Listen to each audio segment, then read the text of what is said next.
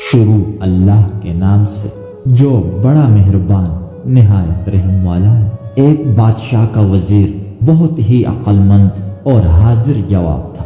بادشاہ بھی اس کی ذہانت کی وجہ سے بہت قدر کرتا تھا۔ ایک دفعہ بادشاہ نے وزیر سے قومی خزانے کا حساب مانگا تو اس میں پورے 5000 اشرفیوں کا فرق آ رہا تھا۔ بادشاہ نے وزیر سے کہا، اتنی ساری رقم کہاں پر خرچ کی ہے؟ وزیر نے بادشاہ سے کہا، آپ کی جلال کی قسم، میں نے اپنی ذات پر ایک اشرفی بھی خرچ نہیں کی، مگر اس دربار سے جو بھی مفلس خالی ہاتھ واپس جاتا تو میں چپکے سے ان کی مدد کرتا۔ یہ سنتے ہی بادشاہ کو بہت غصہ آیا اور وزیر سے کہا کہ تمہاری جرت کیسے ہوئی کہ میری اجازت کے بغیر میری رعایا پر خزانے بانٹتے پھرو؟ میں تجھے سولی پر لٹکا دوں گا۔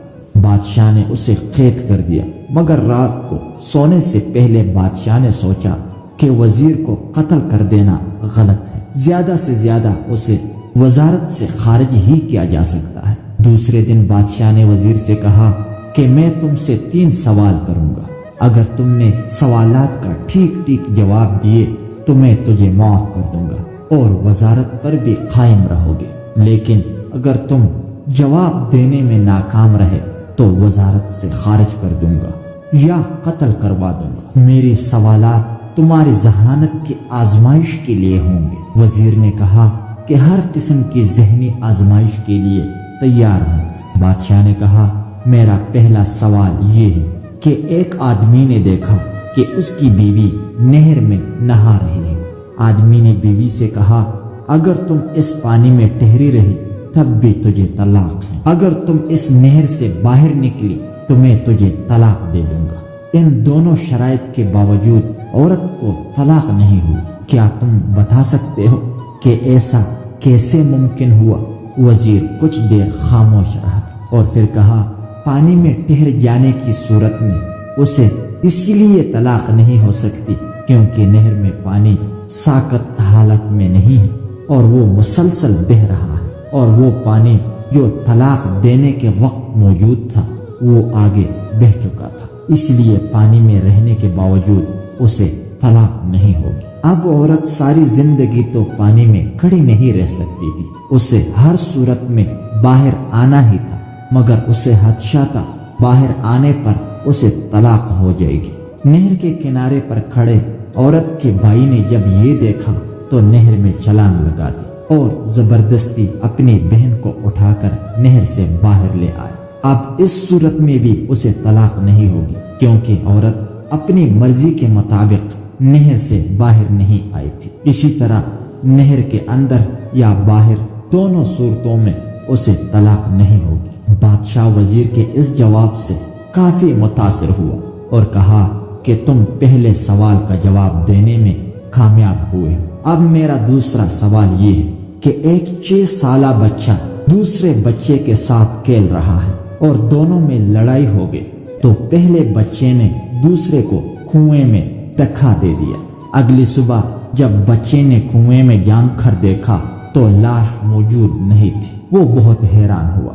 پھر جب وہ لڑکا 14 سال کا ہوا تو اسکول میں اس کی کسی لڑکے سے لڑائی ہوئی۔ جب چھٹی ہوئی تو اس نے اس لڑکے کو بھی کنویں میں دھکا دے دیا۔ دوسرے دن اس نے کنویں میں جھانک کر دیکھا تو اس کی لاش بھی غائب ہو چکی تھی۔ 20 سال کی عمر میں اسے ایک لڑکی سے پیار ہو گیا۔ لڑکی کی شادی کے بعد وہ لڑکی کسی دوسرے آدمی سے ملنے لگی۔ لڑکے کو اپنی بیوی پر بہت غصہ آیا اور اس آدمی نے اپنی بیوی کو کنویں میں پھینک دیا۔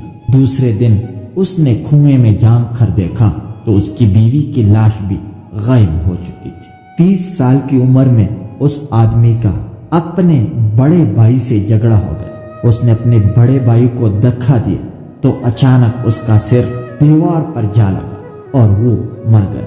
اس نے اپنے بھائی کو بھی کنویں میں پھینک دیا، مگر اگلے دن اس کی لاش کنویں سے غائب نہیں ہوئی۔ کیا تم بتا سکتے ہو لاش غائب کیوں نہیں ہوئی؟ وزیر کچھ دیر خاموش رہا، پھر اچانک کہنے لگا، اس کا بڑا بھائی اپنے چھوٹے بھائی کا ہمدرد تھا، وہ جس کو اپنی نادانی سے کنویں میں دھکا دیتا तो बड़ा भाई सबूत मिटाने के लिए लाश को कुएं से निकालकर जमीन में दफन कर देता, मगर इस दफा उसे कोई निकालने वाला ही नहीं था, इसलिए उसकी लाश कुएं में तैरती रही। बादशाह ने कहा, तुमने दूसरे सवाल का भी दुरुस्त जवाब दिया, अब तुमसे आखिरी सवाल पूछा जाएगा। इस सवाल से मैं तुम्हारी ज़हनी आजमाइश करूंगा। बादशाह ने वजीर के सामने 4 इंतहाई खूबसूरत औरतों को खड़ा कर दिया, जिनका एक जैसा लिबास था और एक ही जैसा खत भी था। बादशाह ने कहा, इनमें से एक औरत कुंवारी है और एक ने थोड़ी देर पहले हम बिस्तरी की है, और एक औरत बच्चे को दूध पिलाने वाली है, और एक औरत हामला है। बादशाह ने वजीर से कहा कि इनकी हरकत से अंदाजा लगाकर बताओ कि कुंवारी, हम बिस्तरी वाली, हामला और बच्चे को दूध पिलाने वाली कौन सी है। वजीर ने 4 औरतों को हरकत का बगौर मुआयना किया और उनसे गुफ्तगू भी की। फिर वजीर ने 4 औरतों को अलग अलग करके बादशाह को ठीक ठीक बता दिया कि कौन सी औरत क्या है। बादशाह हैरान हुआ और वजीर से पूछा कि तुम्हें कैसे पता चला। वजीर ने कहा, मैंने कुछ अंदाजे लगाए जो खुशकिस्मती से दुरुस्त साबित हुए। एक औरत बार बार अपने ऊपर कपड़ा ठीक कर रही थी, तो मैं समझ गया कि ये हामला है। दूसरी औरत बार बार अपने सीने पर हाथ रख रही थी और उसका सीना भी ज्यादा उभरा हुआ था, जैसे उसे दर्द हो रहा। मैंने अंदाजा लगा लिया कि ये बच्चे को दूध पिलाने वाली औरत है।